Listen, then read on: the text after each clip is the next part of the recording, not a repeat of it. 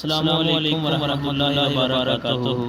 پیارے ناظرین، آج جو واقعہ میں آپ کے سامنے لے کر آیا ہوں اس کا عنوان ہے جھوٹ پر جرمانہ۔ ایک بادشاہ نے اعلان کیا کہ جو شخص جھوٹ بولتے ہوئے پکڑا گیا اس کو 5 دینار جرمانہ ہوگا۔ لوگ ایک دوسرے کے سامنے بھی ڈرنے لگے کہ اگر جھوٹ بولتے ہوئے پکڑے گئے تو جرمانہ نہ ہو جائے۔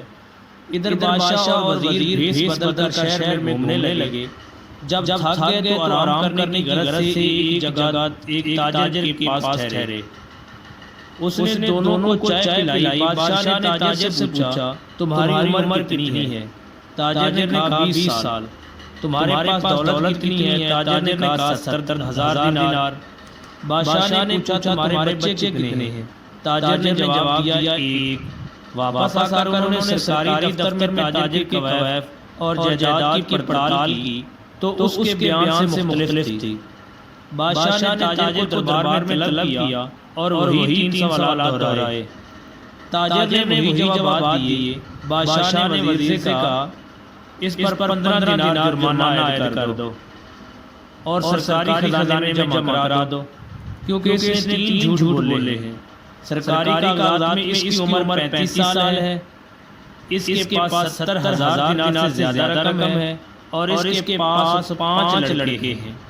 تاجر نے کہا زندگی کے 20 سال ہی نیکی اور ایمانداری سے گزرے ہیں، اس کو میں اپنی عمر سمجھتا ہوں، اور زندگی میں 70,000 دینار میں نے ایک مسجد کی تعمیر میں خرچ کیے ہیں، اس کو میں اپنی دولت سمجھتا ہوں، اور 4 بچے نالائق اور بد اخلاق ہیں، ایک بچہ اچھا ہے، اس کو میں اپنا بچہ سمجھتا ہوں۔ یہ سن کر بادشاہ نے جرمانے کا حکم واپس لے لیا اور تاجر سے کہا ہم تمہارے جواب سے خوش ہوئے ہیں۔ وقت وہی شمار کرنے لائق ہے جو نیک کاموں میں گزر جائے۔ دولت وہی قابل اعتبار ہے جو راہ خدا میں خرچ ہو، اور اولاد وہی جس کی عادتیں نیک ہوں۔ السلام علیکم ورحمۃ اللہ وبرکاتہ۔